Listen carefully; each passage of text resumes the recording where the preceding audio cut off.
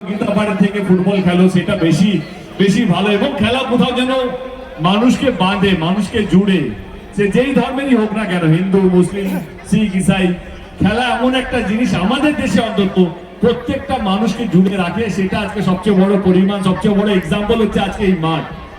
হাজার হাজার মানুষ এসেছেন ম্যাচ দেখার জন্য।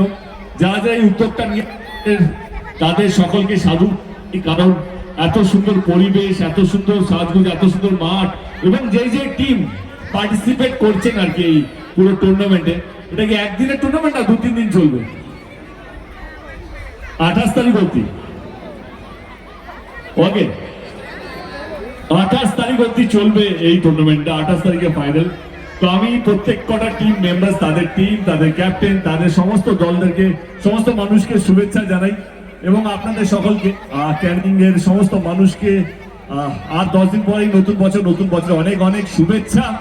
ভালো থাকবেন, ভালো